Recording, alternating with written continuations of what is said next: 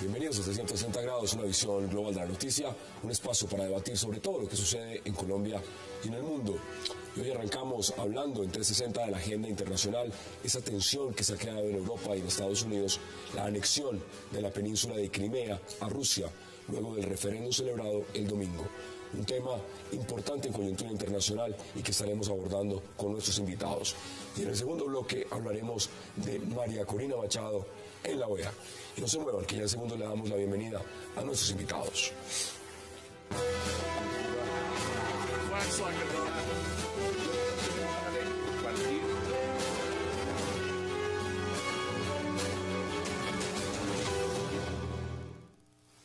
Y qué placer darle la bienvenida hoy en 360 a Rafat Godme, a Jorge Garrido y a Omar Bula. Caballeros, qué placer, disculpen la voz a los televidentes también, vamos 3 días en ronda, pero ahí vamos. Gracias por aceptar esta invitación. Gracias, Asa. Bueno, vamos de inmediato a hablar de Crimea. Rafat, ¿por qué es importante Crimea? Bueno, Crimea es importante por varias razones, con un cordial saludo para todos.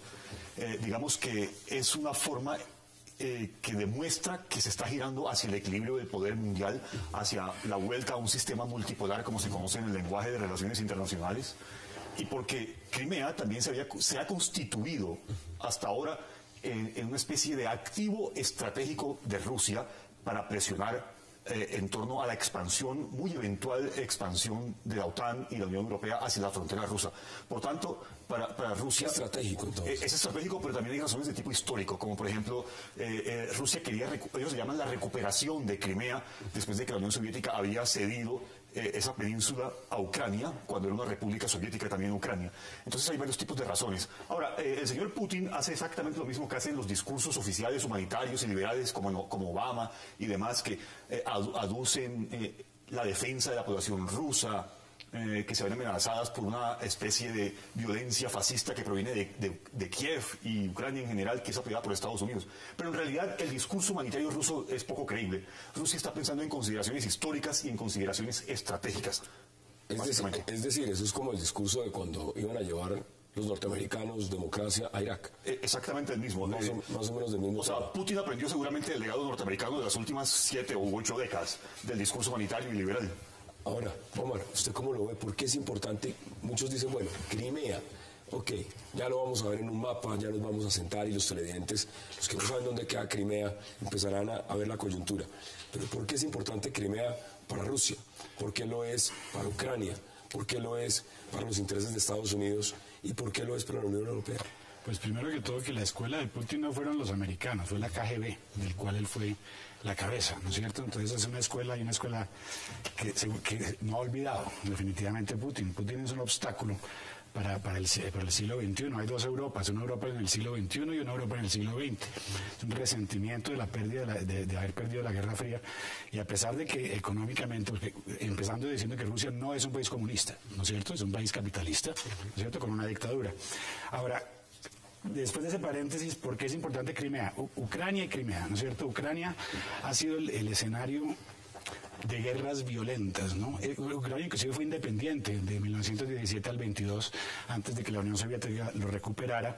Después de eso hubo millones de muertos por la falta de las falencias. Una república importante dentro de la Unión Soviética en ese momento. Muy importante. Y Crimea, para llegar al punto, Crimea está en el sur, da sobre el Mar Negro, que son las únicas aguas calientes a las cuales tiene acceso Rusia, donde tiene además una base militar. ¿Cuál es el problema? Esto se iba a ver tarde o temprano, porque efectivamente los que se pusieron las pilas, como decimos aquí, coloquialmente en Colombia, fueron los americanos que se fueron, como decía Rafat, acercando y expandiendo la OTAN. 11 países de la antigua Unión Soviética, ¿sí?, hacen parte de la OTAN y ya están muy cerca. Solo quedan Ucrania, Moldavia y Georgia, ¿no es cierto? Son los 3 países con los cuales no han podido lidiar. Crimea es muy importante, además porque es culturalmente es de etnia rusa, ¿no es cierto? Entonces uno tiene, por un lado, los rusos que están al este del país, en Ucrania como tal, y los prooccidentales que están al occidente del país, cada uno con sus, empujando de un lado, la Unión Europea de un lado. Usted plantea el tema estratégico, ¿no? Jorge, ¿cuál es la importancia? Bueno, en primer lugar, algunos se preguntan, ¿volvió la Guerra Fría? ¿Usted cree que volvió? No, algunos se preguntan, no creo que haya vuelto. Otros que si nunca terminó o que no fue bien negociada al final. No fue tanto una derrota, porque detrás de la derrota hubo una cierta negociación. Ahora, Crimea no hay duda que perteneció al territorio ruso, era ruso. Nikita Khrushchev se la devuelve a Ucrania en el año creo que 54. O sea, es en primer lugar un problema territorial mal resuelto, como lo resolvían al estilo Stalin, que era moviendo la población. Se llevó 200.000 tártaros para el Asia Central y después volvieron y no tenían dónde vivir. Ahora, yo pienso que lo que estamos viendo, además de la expansión de la OTAN, también es un revivir de la expansión rusa. Rusia considera que debe volver a la arena internacional como un país fuerte, como una potencia que fue perdiendo terreno.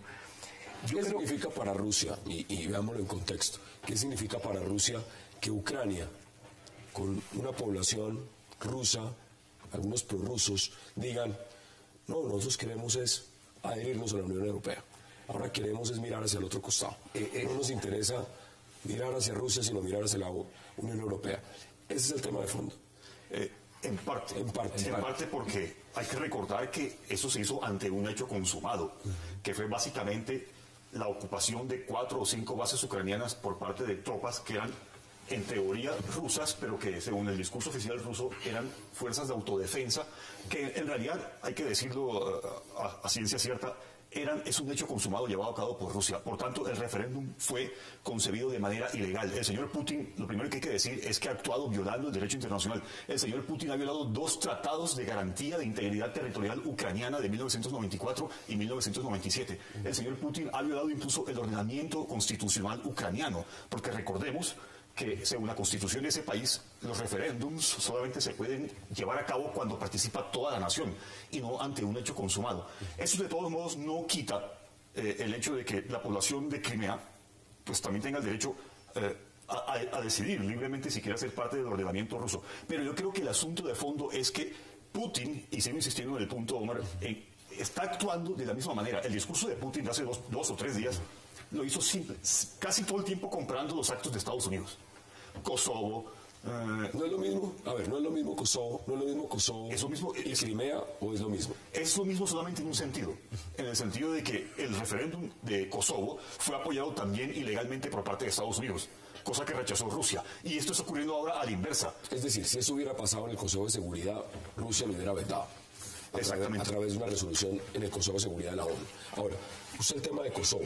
Cuando Kosovo llega y dice, yo me aparto del territorio serbio, estamos hablando de la guerra de los Balcanes. En ese momento, ¿eso es similar a lo que está pasando ahora con Crimea o es distinto? Yo creo que tenemos que acordarnos que primero lo económico y después lo político. Hay intereses económicos en Crimea que no son los mismos de Kosovo. Lo de Kosovo fue una de las primeras manifestaciones del malestar de posguerra fría y de alguna manera Europa misma estaba creciendo y estaba definiendo sus fronteras. Es una cosa más política y étnica también, fue una cosa étnica obviamente.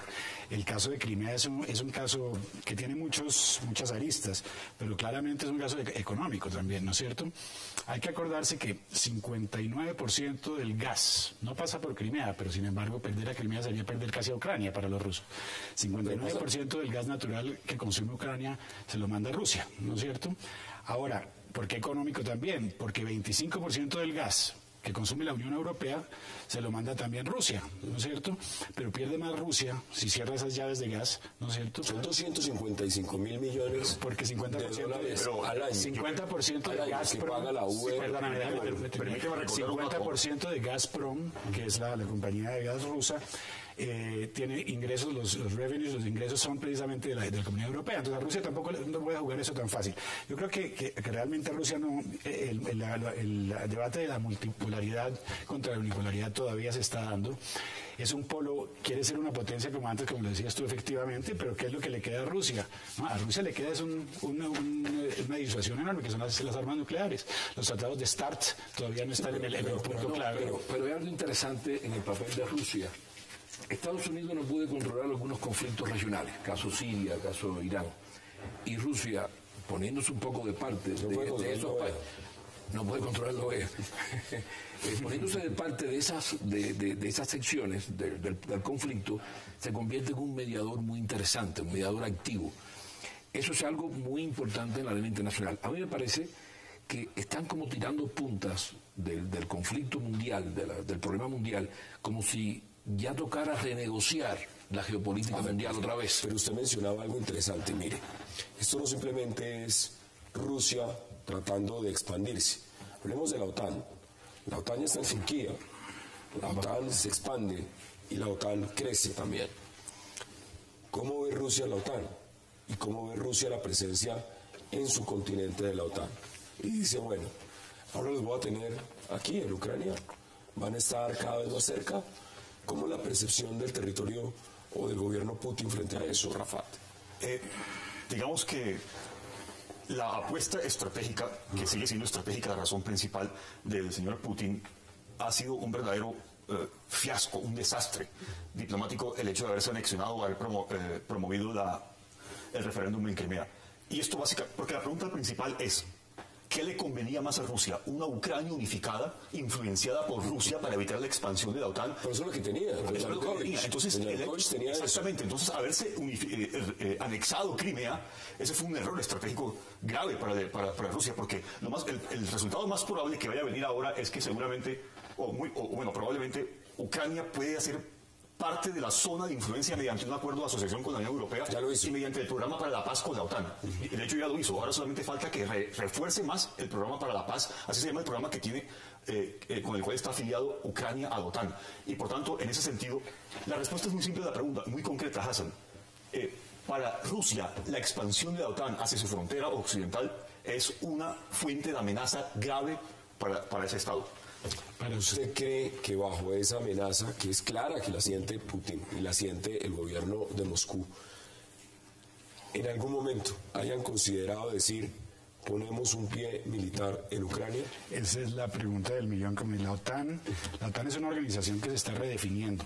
Es otra organización que está en proceso, cuyos miembros no están en total acuerdo en muchos aspectos de su rol, de su papel principal.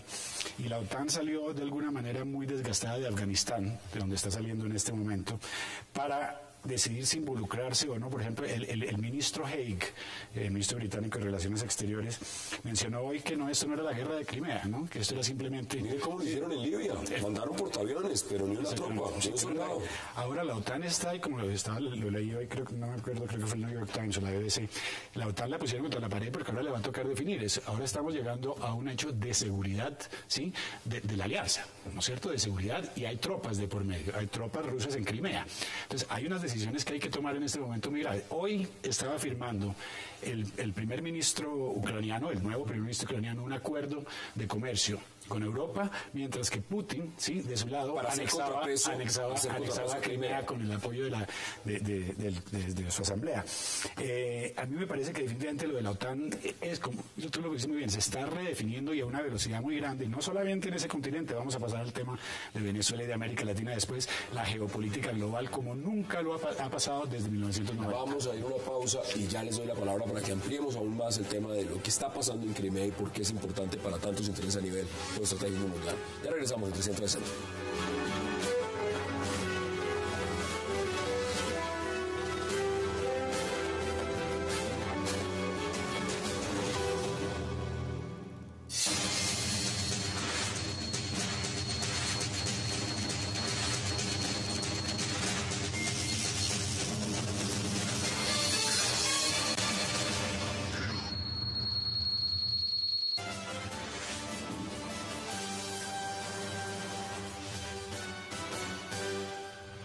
Después de este puente festivo, ustedes y nosotros tenemos una cita en Cable Noticias en la mañana. Comienza una nueva semana llena de noticias de Colombia y del mundo. Nosotros se la contamos. Cable Noticias está la noticia.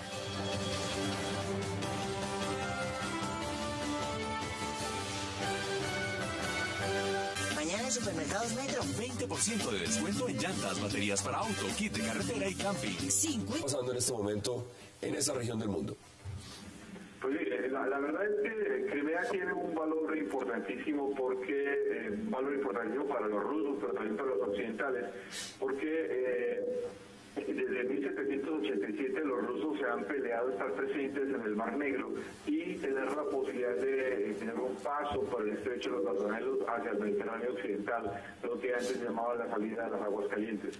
En esa medida, pues aquí hay un hecho de fondo, y es que para Rusia Crimea es parte integrante del imperio, es parte integrante de su territorio, es parte integrante de su cultura, y aquí hay, digamos, una disputa muy compleja y muy confusa también por parte del mundo occidental, y es este asunto de discutir que Crimea hace parte de Ucrania desde 1954, cuando en realidad habría que asumirlo un poco en términos geopolíticos desde la perspectiva rusa, y es que Crimea solo hace parte de Ucrania desde 1992, cuando luego de que se produjo la implosión soviética.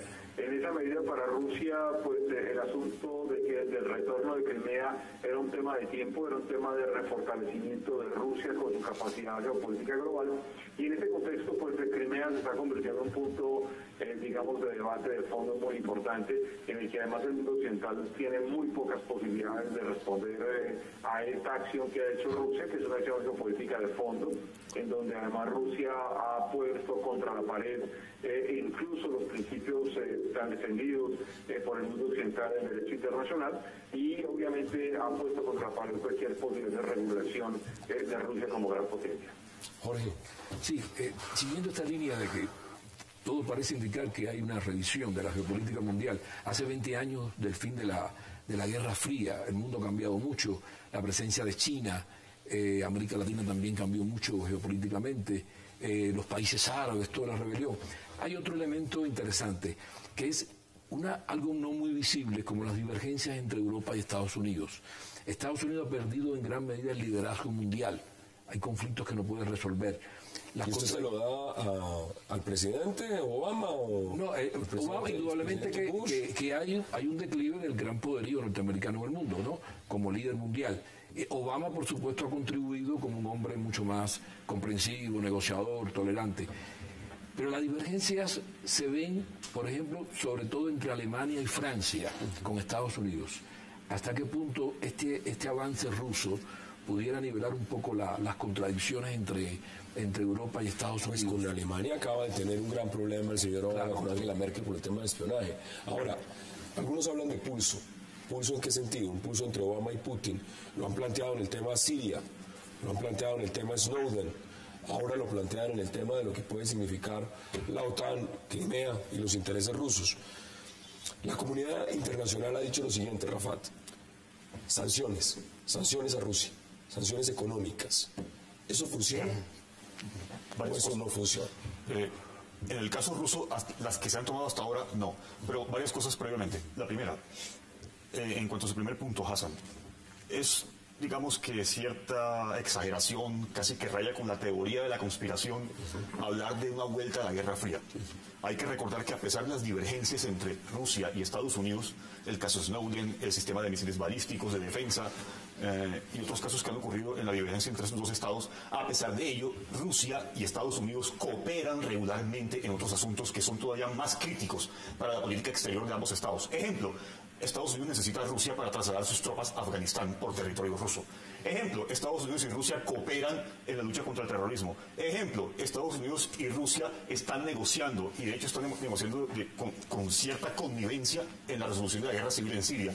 Y de hecho Estados Unidos y Rusia también están llevando a cabo, liderando el proceso de negociación para el desmantelamiento del programa nuclear iraní. Así que por más divergencias que haya, hay más puntos de común. Hay más puntos y se necesitan, ciertamente. Así que yo lo que creo es que en el corto, mediano plazo, el asunto de Crimea va a terminar disipándose, porque en efecto esos dos estados se necesitan. Así que el nivel de confrontación que había en la Guerra Fría no existe en este momento. Eso es más para titulares. Exacto, eso es más para titulares. Y permítame 30 segundos para redondear el aspecto de las sanciones. Según lo que yo entiendo, prácticamente un tercio de las sanciones que se han aplicado en el mundo a partir de principios del siglo XX, apenas un tercio han funcionado. Y el caso más reciente de sanciones que hayan funcionado fue el caso de la sanción contra Irán. Bloqueo, sanciones económicas y embargos a las cuentas bancarias de los iraníes. Eso presionó mucho para que Irán cediera en la negociación de su programa nuclear. Pero en el caso de Rusia, para que las sanciones de Estados Unidos funcionen, Estados Unidos tiene que sancionar directamente a la red de oligarcas corruptos que controla el señor Putin. Amigos de Putin, no sé qué están haciendo, están congelando las cuentas bancarias de sus amigos. Yanukovych en Ucrania y todo este tipo de personajes. Y si Estados Unidos o Obama no pegan ahí, las sanciones no van a funcionar. ¿Usted cree que estas sanciones funcionen? Es el mecanismo de presión que tiene en este momento la Unión Europea y que está aplicando. Sí, con todo respeto, antes de contestar y para llegar a eso, Rafa, yo no creo que efectivamente Rusia y Estados Unidos se necesitan, han cooperado, pero yo creo que llegó el punto. Lo bueno no dura mucho, definitivamente. Pero una cosa es decir que se está transicionando a un sistema multipolar que a una guerra fría. Eso es una cosa. No, yo tampoco estoy de acuerdo con lo de la guerra fría. Lo que pasa es que hay elementos de guerra fría. Tenemos los mismos elementos, los mismos sujetos de un lado está ni siquiera en la fase eso más. Es lo único que tiene de guerra fría. Realmente no hay que decir guerra fría es una exageración y en eso estamos de acuerdo. ¿Cuál es la característica esencial de la guerra fría? Lo que no es verdad, sí, es que están cooperando tanto. Snowden no es cooperación. Irán no es cooperación. Yo dije divergencia, no cooperación. Irán no es cooperación, sí, en ningún motivo. Siria no es cooperación, sí. Cuba, Venezuela no es cooperación. Hoy en día son más 2 puntos de divergencia y con Crimea sale a relucir todos esos puntos de divergencia a nivel global que tienen que ver obviamente con la pérdida de poder de los Estados Unidos. Entonces decir que Estados Unidos y Rusia que esto es y que Crimea se va a disipar, ojalá se disipe por los de Crimea y ojalá por los ucranianos, pero definitivamente llegamos a un punto histórico, en la primera vez en que se tocan de nuevo los intereses de lo multipolar con el occidente y lo que hoy ya no es uno. También Carlos Patiño que puede intervenir, Rafa. No, simplemente que según esa definición entonces en todos los momentos históricos del sistema internacional ha habido momentos de guerra fría. Según esto. Carlos, ¿cómo lo percibe usted? ¿Si es una guerra fría, un inicio o no lo es? No, yo creo que esto no se puede mirar a la luz de la guerra fría. Yo quiero decir en una perspectiva que es muy importante y que hemos perdido quizás en el debate desde que Vladimir Putin llega al poder en 1929 nombrado. Para China sucede un fenómeno importante, es que Putin restablece, primero arranca en la conformación de la guerra, la respuesta de una guerra, de una respuesta militar contra los chechenos, que estaban buscando un separatismo de Rusia, y en esa misma perspectiva pues Putin da lugar a algo que algunos autores de Yeltsin ya venían trabajando, y era la recuperación de los territorios que Rusia había perdido con la implosión soviética. Y esto es muy importante verlo, no a la luz del periodo soviético, que hay que decir que para muchos rusos el tema soviético, más allá de ser comunistas o no, era el tema de cómo Rusia se había constituido como imperio. Hay que entender que Rusia es un estado-imperio, no es un estado-nación. Rusia no se ve siempre como un estado-nación. Y en esa misma medida Rusia se ve como un estado de larga duración, no como un estado-nación de reciente creación y de cargo de nación, sino a un imperio donde Rusia además se ve como la madre Rusia. Rusia es una especie de generadora de pueblos que cuida a sus pueblos, que cuida a sus hijos. Y en esa misma medida, pues Rusia, digamos, siempre ha visto como algo, una especie de ilegítimo todo este asunto de los pueblos rusos que se salieron un poco de la invasión soviética, especialmente Ucrania y Bielorrusia y los antiguos Kanatos. En esta medida, pues, y eso lo ha hecho el historiador Randolph Figes, quizás el experto más importante del mundo occidental en la guerra de Crimea, hay que observarlo además a la luz de la guerra de Crimea en 1853, de forma tal que los rusos no se están peleando únicamente un tema de guerra fría, y yo creo que eso no es un debate de fondo. Y de hecho algo que preocupa a algunos analistas norteamericanos es qué relación hay que tener con un Estado que se consigue a sí mismo como un Estado de imperio mucho más que como un Estado-nación o un Estado moderno.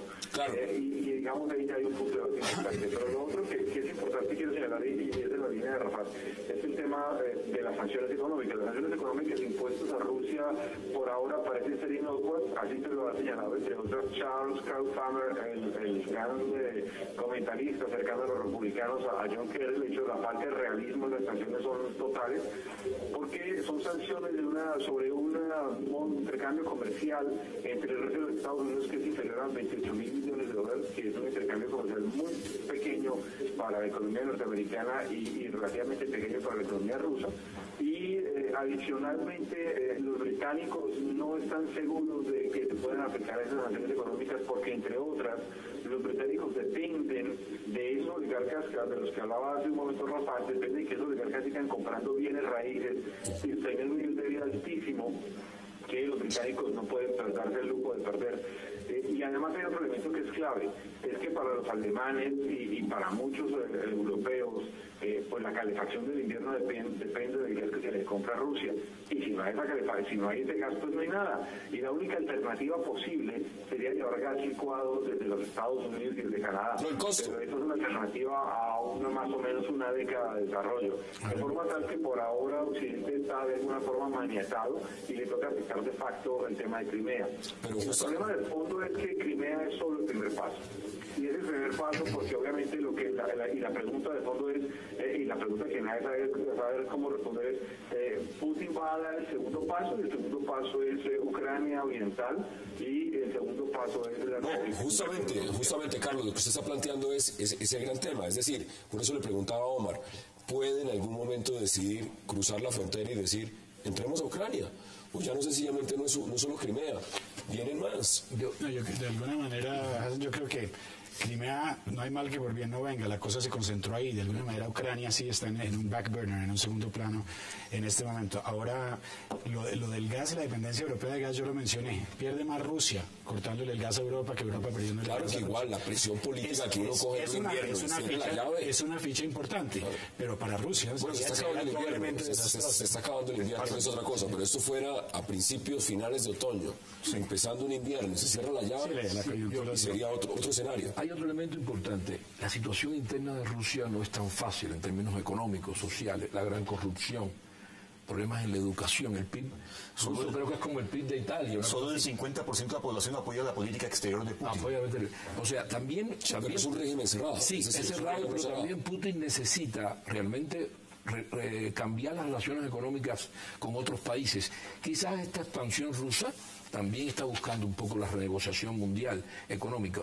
Yo no creo que haya guerra fría, terminando el tema, pero sí creo que hay intentos de punto de ruptura del orden mundial establecido hace más de 20 años.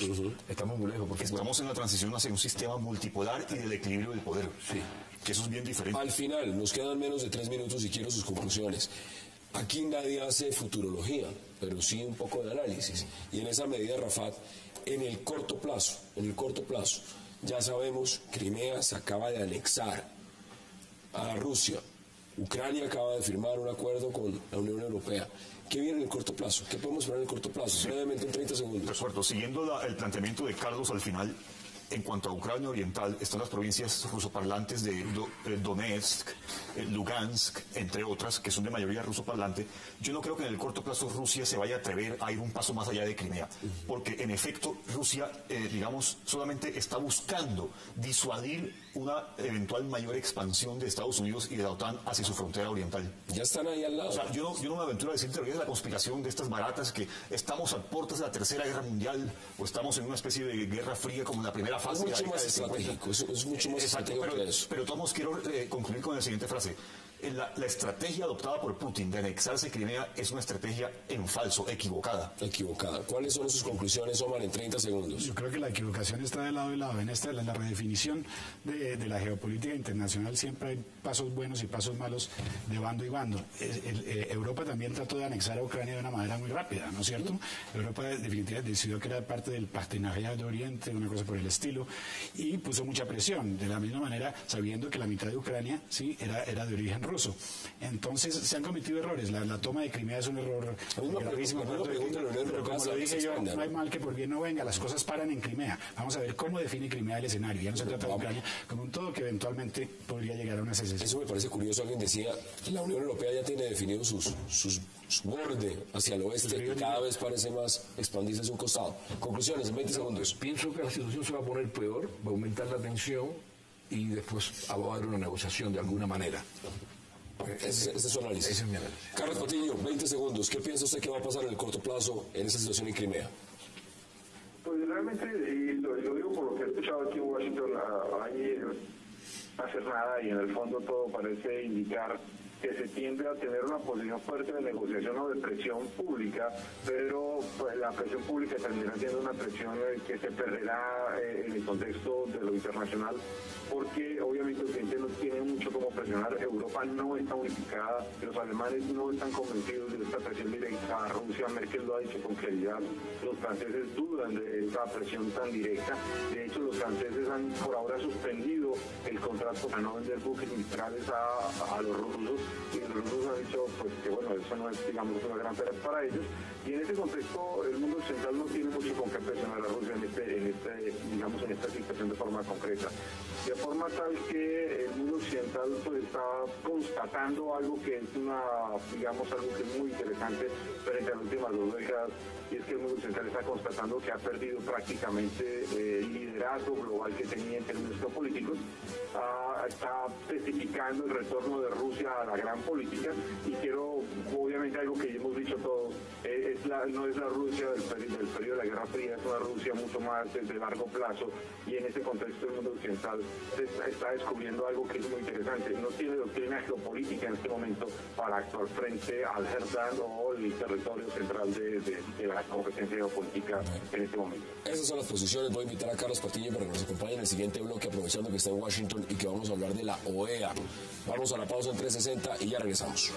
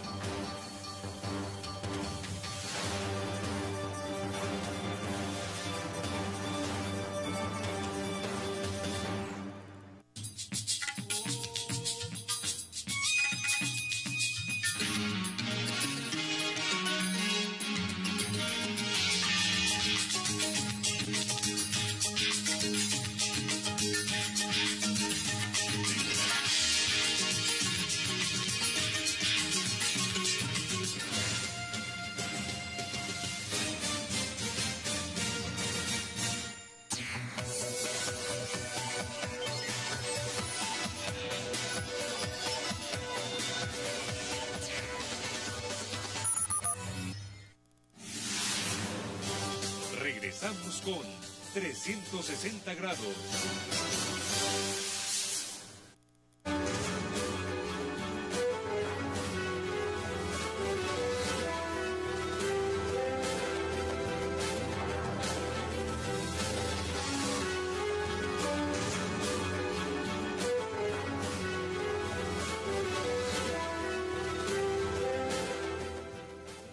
Regresamos a 360 y ahora vamos a hablar de María Corina Machado en la OEA.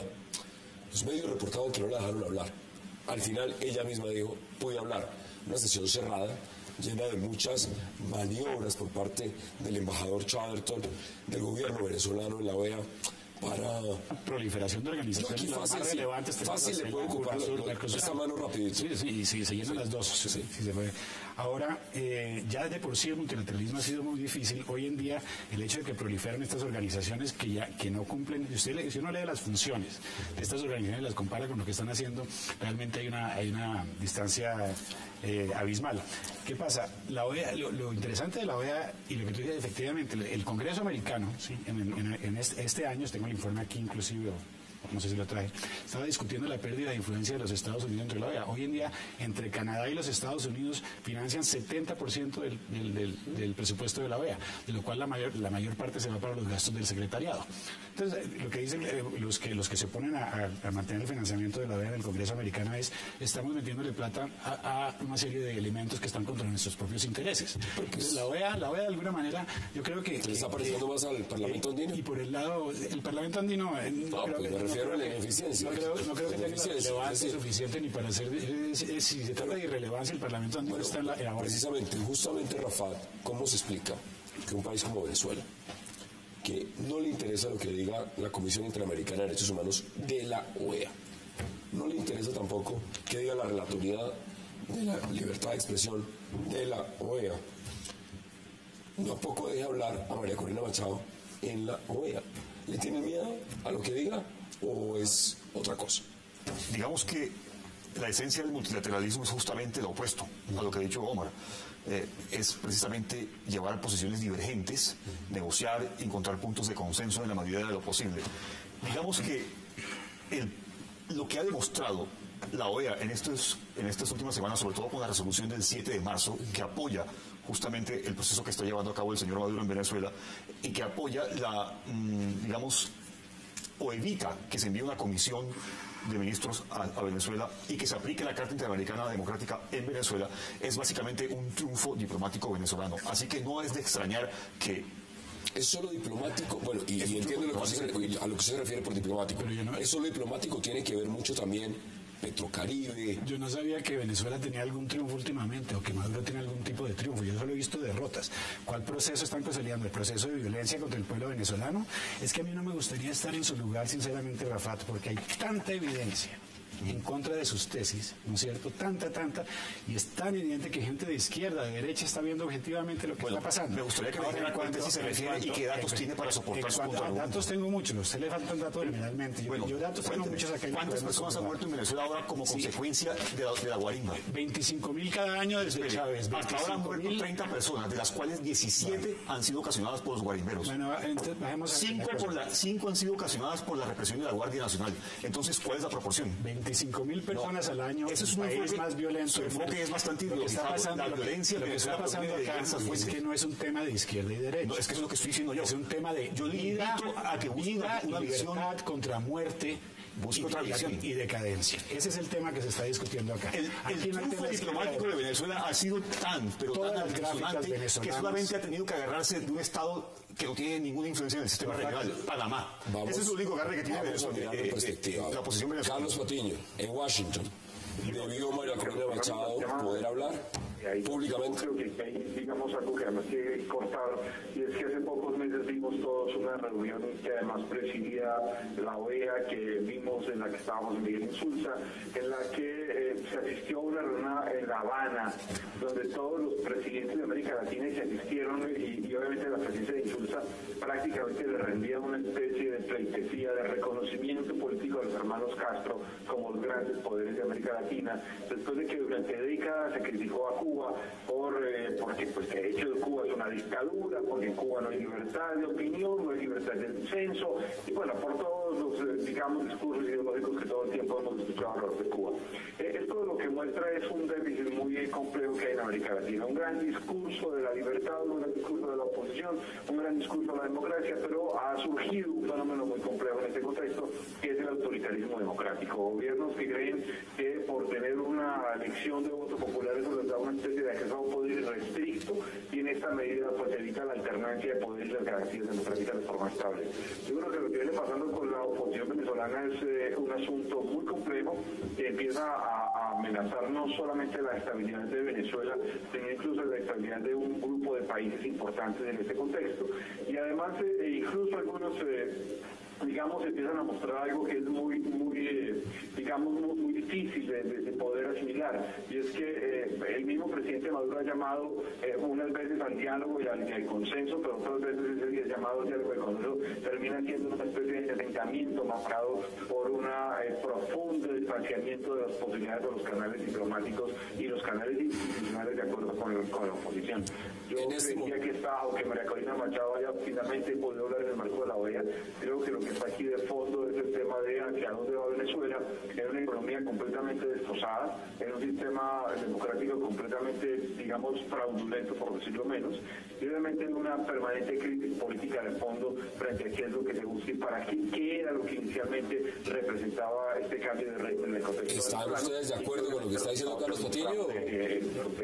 Yo pienso que lo que está en juego en Venezuela es la posibilidad de un modelo tan radical como el chavista pueda sobrevivir, pueda ser realmente efectivo y pueda encontrar otro camino para solucionar los problemas de América Latina. ¿Usted cree que tiene techo? Y se lo pregunto de la manera más pragmática. El socialismo del siglo XXI, es decir, lo que se está haciendo en Venezuela. Tiene un techo porque lleva 14 años. Muchos han dicho que se va a caer cada nada. Cada año dice que se cae, que se cae, que se cae. Lleva 14 años. No se cae, pero tampoco avanza como fórmula de buscar un nuevo modelo para solucionar los problemas de América Latina. Realmente es demasiado radical. Hay otros modelos que han encontrado avances sociales y económicos. Este sigue ganando las elecciones. Puede ganar las elecciones porque básicamente ha favorecido a la mitad o más de la mitad de la población con programas sociales. Esa población necesita esos programas sociales.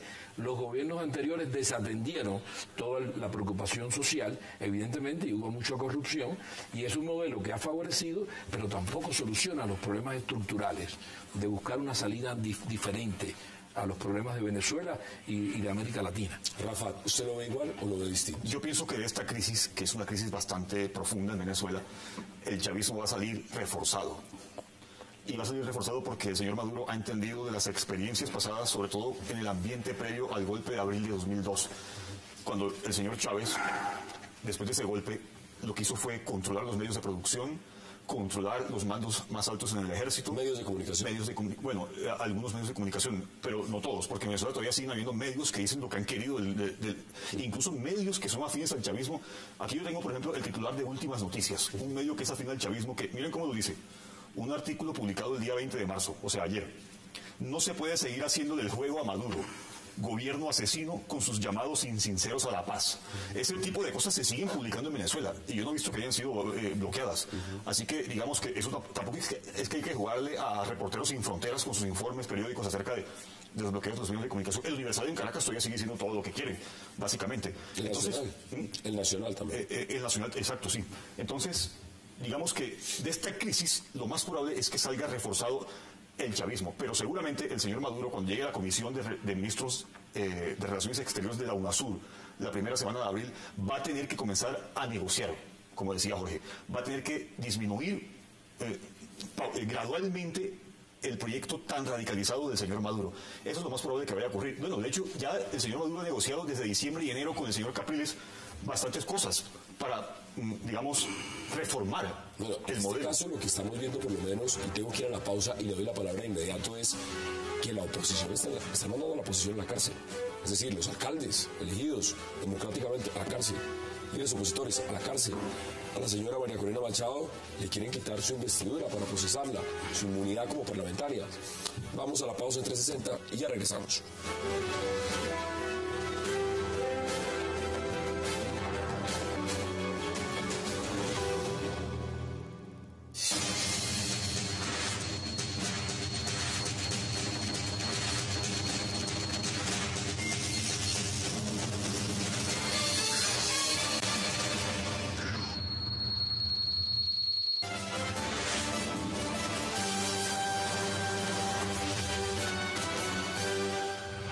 Después de este puente festivo, ustedes y nosotros tenemos una cita en Cable Noticias en la mañana.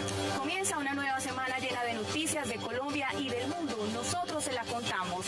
Cable Noticias está en la noticia.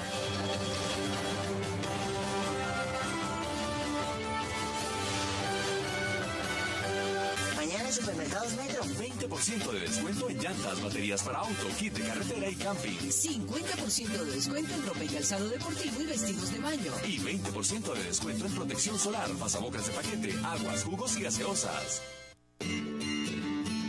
No sabemos si hay una prueba de que una moneda en una fuente cumpla un sueño. De lo que sí estamos seguros es que cuando crees, ocurren cosas grandiosas. Porque creer es la fuerza más poderosa del mundo. Banco de Occidente. Somos Grupo Aval. Caracol Radio es el sistema líder en noticias, deportes y entretenimiento. Caracol Radio, más compañía. Gran Colombia Gold, una compañía dedicada a la explotación y desarrollo de oro, plata y cobre en Colombia.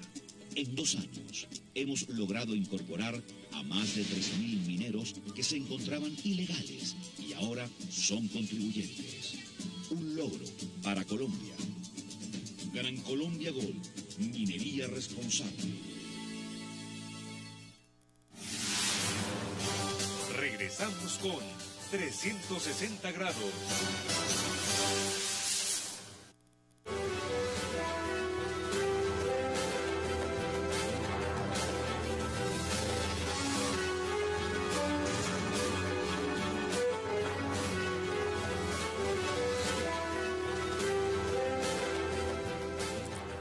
Regresamos a 360 en la recta final hablando sobre el papel de María Corina Machado hoy en la OEA. Al final pudo hablar, sesión cerrada, muy breve, no fue pública, no fue abierta. Usted quería intervenir, Rafat puso muchas cosas sobre la mesa. ¿Qué dice usted? Sí, repito que no me gustaría estar en su lugar. Definitivamente hay que comenzar separando lo que es socialismo del siglo XXI. Estos conceptos están muy diluidos y no estamos tratando con ningunos socialistas del siglo XXI, cuyos propósitos también eran muy nobles sobre el papel, pero con una cantidad de gobiernos corruptos, dictadores ligados al narcotráfico, con las mafias más poderosas del continente por detrás. Hagamos esa diferencia para comenzar. Ahora, yo llamo a lo que le llamen socialismo, populismo, cualquier denominación que le quieran dar. Yo creo que esto es el comienzo del fin y es el harakiri a mordiscos, ¿no es cierto? Se están mordiendo poco a poco, ¿no? Y lo de la OEA hoy... ¿Pero usted sí le pone techo a eso? Eso puede durar mucho. Yo lo mencioné en un programa aquí, Hassan, que qué lástima que esta cosa que está en decadencia, porque el poder de esta alianza era el petróleo y el petróleo ya no vuelve a subir. Si usted ve los prospectos del crecimiento de los precios del petróleo en los próximos 25 años, no van a pasar de los 93 a los $100, a pesar de lo que está pasando. Bastante limitada, y aunque tenía un sector privado que podía ser más o menos productivo, más o menos eficiente, no era un sector privado muy grande porque el petroestado pues, prácticamente nubilaba todo. Y obviamente el chavismo surge sobre la perspectiva de que podía generar una especie de cambio en la distribución de la riqueza basado en una riqueza que era infinita, que era la riqueza del petróleo. Y de hecho hay que decir que el chavismo ha sido el mayor desperdicio económico de América Latina, de los mayores precios del petróleo que puede pegar una economía en un momento determinado, y le tocaron los precios máximos históricos que el petróleo había alcanzado durante más de una década. En ese contexto, lo que se produce es un desbarajuste del sector privado económico, donde además incluso a las empresas se les obligó, como en el más puro régimen ideológico, digamos, más complejo, pagar a promotores del chavismo dentro de la nómina de las empresas, sacar horas de producción diarias para que tuvieran horas de socialización del chavismo dentro de la jornada laboral. Y bueno, un montón de, digamos, esos son los hitos solamente como anécdota, para hablar de todo el proceso de deformación económica que se dio en Venezuela, que además tiene que ver con todo un asunto muy complejo de llegar a una importación altísima prácticamente de todos los productos, desde huevos, carnes, papel higiénico, por señalar algunos productos, hasta el gasto de grandes recursos, el endeudamiento altísimo de Venezuela en la compra de un armamento que en principio Venezuela no necesitaba en términos de armamento de capacidad estratégica internacional, y otra serie de acciones que lo que hicieron fue deteriorar el régimen y convertir al régimen obviamente en un régimen de aspiraciones revolucionarias internacionalistas, que es lo último que termina marcando la construcción del Grupo del ALBA. En ese contexto, lo que se produjo en Venezuela durante estos últimos 14 años fue un ajuste de la economía, pero bajo la línea bastante conservadora además del petroestado venezolano, y obviamente aquí, digamos, se ha producido un desbarajuste de las instituciones políticas sin dar lugar a ninguna incorporación económica. Aquí no hay que llamarse engaño, hay una economía, hay una distribución del ingreso del petroestado, pero no se ha creado un sistema económico que genere riqueza y que obviamente tenga capacidad productiva. Entramos en la recta final, nos quedan menos de 4 minutos, Jorge. En conclusiones, en 40 segundos, si pueden menos. Que es muy difícil una negociación en estos momentos. Recordemos que hay una fracción dentro del chavismo que es militarista y es mucho más radical que Maduro. Maduro no es el más radical del chavismo. Hay una fracción que quiere realmente incluso alejarse de Cuba, y no por razones de alejarse de la influencia ideológica de Cuba, sino para controlar más el poder. Es muy difícil en este momento una negociación. También la oposición tiene posiciones muy radicales. Capriles es el más moderado. Es muy difícil, tiene que ser que los países amigos de Venezuela... ¿Usted cree que María Corina Machado termine en una cárcel en Venezuela? Puede terminar perfectamente, puede aumentar las fases de represión, puede aumentar. Maduro no se va a dejar quitar el poder fácilmente. ¿Y qué va a hacer la comunidad internacional? Digamos, no pensemos en macro, pensemos en Latinoamérica. Mediar. No va a hacer otra cosa que mediar, no va a condenar al gobierno de Venezuela. No va a condenar al gobierno de Venezuela. Rafa, sus conclusiones. Varias cosas muy concretas. En primer lugar, para entender la crisis y la violencia política en Venezuela, hay que partir del hecho de que las fuentes de la violencia en Venezuela provienen de ambas partes. En segundo lugar, en Venezuela hay dos proyectos políticos irreconciliables, que son la del sostenimiento del chavismo y la recuperación del poder por parte de la oposición. Y en tercer lugar, mi apuesta es a que el papel del sistema regional en América Latina básicamente va a seguir, como decía Jorge, en la misma actitud. Y por tanto, la oposición no va a tener más que agarrarse de actores como Panamá y así sucesivamente. ¿Cuál es el interés de Martinelli? El interés de Martinelli no es ni económico, como dicen por ahí, que los 1.000 millones de pesos que le deben a los panameños en la zona libre de Colón, no, dólares, sí. Ni es, como dice el discurso oficial, defensivo de los derechos humanos. El señor Martinelli también ha violado derechos humanos. No sé de dónde acá sacó un discurso humanitario el señor Martinelli. El interés real de Martinelli es eleccionista. Recordemos que en Panamá hay elecciones el 4 de mayo y el señor Martinelli está buscando desviar la atención porque tiene muchos escándalos de corrupción. Por ejemplo, el que se está reavivando ahora en Italia, que hay muchos asuntos de soborno que salpican al señor Martinelli. Así que el señor Martinelli está usando la crisis política en Venezuela básicamente para desviar la atención y lograr votos para su desprestigiado partido en las elecciones del 4 de mayo. ¿Cuáles son sus conclusiones en 30 segundos? Bueno, mis conclusiones, primero que todo, que María Corina ganó. Si vinimos aquí a hablar de que a criticar a la OEA es muy criticable, esas organizaciones son muy cada vez más irrelevantes. Lo que dijo, por ejemplo, la representante de Venezuela Alterna, además, dice, yo voto por privado, por transparencia. Y yo creo que ni ella misma entendió si era un chiste, pues todo el mundo se rió de izquierda y de derecha, o sea que ni ella misma entendió lo que dijo.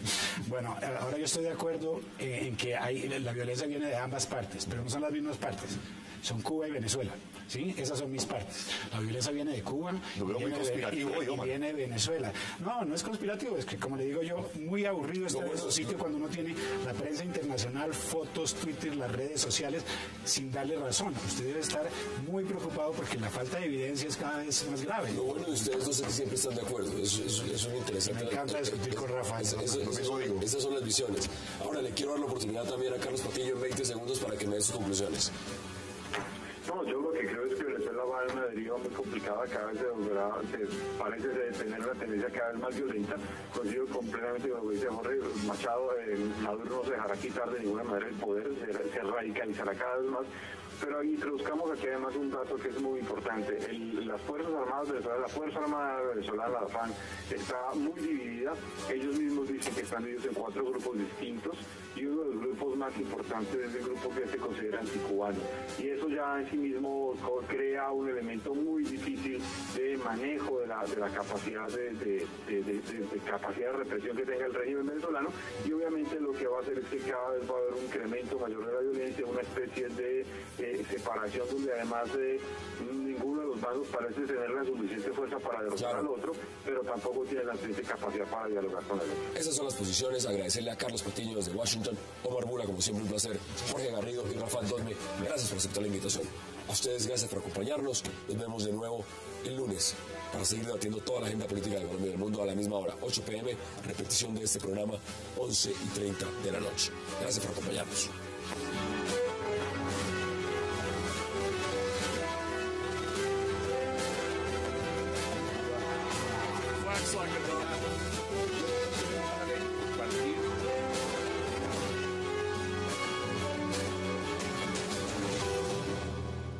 Y en consideraciones estratégicas. Es decir, eso es como el discurso de cuando iban a llevar los norteamericanos democracia a Irak. Exactamente el mismo. Más o menos del mismo. O sea, Putin aprendió seguramente el legado norteamericano de las últimas 7 u 8 décadas del discurso humanitario y liberal. Ahora, Omar, ¿usted cómo lo ve? ¿Por qué es importante? Muchos dicen, bueno, Crimea. Ok, ya lo vamos a ver en un mapa, ya nos vamos a sentar y los televidentes, los que no saben dónde queda Crimea, empezarán a ver la coyuntura. Pero ¿por qué es importante Crimea para Rusia? ¿Por qué lo es para Ucrania? ¿Por qué lo es para los intereses de Estados Unidos? ¿Y por qué lo es para la Unión Europea? Pues primero que todo que la escuela de Putin no fueron los americanos, fue la KGB, del cual él fue la cabeza, ¿no es cierto? Entonces es una escuela que no ha olvidado definitivamente Putin. Putin es un obstáculo para el siglo XXI. Hay 2 Europas, una Europa en el siglo XXI y una Europa en el siglo XX. Es un resentimiento de la pérdida de haber perdido la Guerra Fría, y a pesar de que económicamente, empezando diciendo que Rusia no es un país comunista, ¿no es cierto? Es un país capitalista, ¿no es cierto? Con una dictadura. Ahora, después de ese paréntesis, ¿por qué es importante Crimea? Ucrania y Crimea, ¿no es cierto? Ucrania ha sido el escenario de guerras violentas.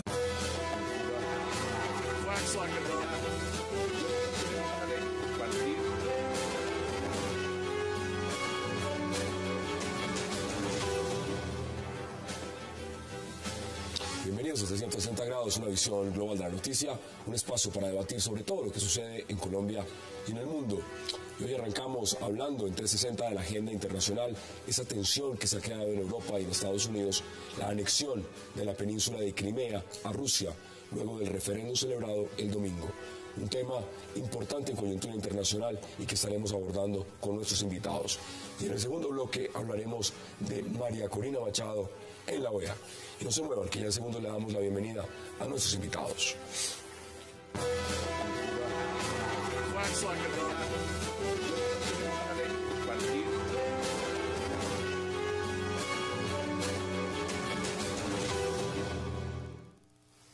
Y qué placer darle la bienvenida hoy en 360 a Rafat Godme, a Jorge Garrido y a Omar Bula. Caballeros, qué placer, disculpen la voz a los televidentes también, vamos 3 días en ronda, pero ahí vamos. Gracias por aceptar esta invitación. Gracias, Alfa. Bueno, vamos de inmediato a hablar de Crimea. Rafat, ¿por qué es importante Crimea? Bueno, Crimea es importante por varias razones, con un cordial saludo para todos. Digamos que es una forma que demuestra que se está girando hacia el equilibrio del poder mundial, hacia la vuelta a un sistema multipolar, como se conoce en el lenguaje de relaciones internacionales, y porque Crimea también se ha constituido hasta ahora en una especie de activo estratégico de Rusia para presionar en torno a la expansión, muy eventual expansión de la OTAN y la Unión Europea hacia la frontera rusa.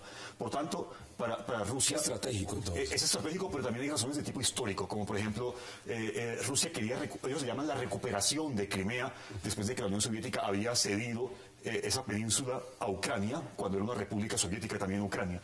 Entonces hay varios tipos de razones. Ahora, el señor Putin hace exactamente lo mismo que hacen los discursos oficiales humanitarios y liberales como Obama y demás, que aducen la defensa de la población rusa, que se ven amenazadas por una especie de violencia fascista que proviene de Kiev y Ucrania en general, que es apoyada por Estados Unidos.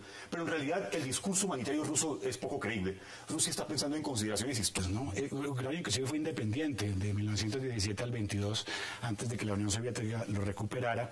Después de eso hubo millones de muertos por la falta de las falencias. Una república importante dentro de la Unión Soviética en ese momento. Muy importante. Y Crimea, para llegar al punto, Crimea está en el sur, da sobre el Mar Negro, que son las únicas aguas calientes a las cuales tiene acceso Rusia, donde tiene además una base militar. ¿Cuál es el problema? Esto se iba a ver tarde o temprano, porque efectivamente los que se pusieron las pilas, como decimos aquí, coloquialmente en Colombia, fueron los americanos que se fueron, como decía Rafat, acercando y expandiendo la OTAN. 11 países de la antigua Unión Soviética, ¿sí?, hacen parte de la OTAN y ya están muy cerca. Solo quedan Ucrania, Moldavia y Georgia, ¿no es cierto? Son los 3 países con los cuales no han podido lidiar. Crimea es muy importante, además porque es culturalmente es de etnia rusa, ¿no es cierto? Entonces uno tiene, por un lado, los rusos que están al este del país, en Ucrania como tal, y los prooccidentales que están al occidente del país, cada uno con sus, empujando de un lado, la Unión Europea de un lado. Usted plantea el tema estratégico, ¿no? Jorge, ¿cuál es la importancia? Bueno, en primer lugar, algunos se preguntan, ¿volvió la Guerra Fría? ¿Usted cree que volvió? No, algunos se preguntan, no creo que haya vuelto. Otros que si nunca terminó o que no fue bien negociada al final. No fue tanto una derrota, porque detrás de la derrota hubo una cierta negociación. Ahora, Crimea no hay duda que perteneció al territorio ruso, era ruso. Nikita Khrushchev se la devuelve a Ucrania en el año creo que 54. O sea, es en primer lugar un problema territorial mal resuelto, como lo resolvían al estilo Stalin, que era moviendo la población. Se llevó 200.000 tártaros para el Asia Central y después volvieron y no tenían dónde vivir.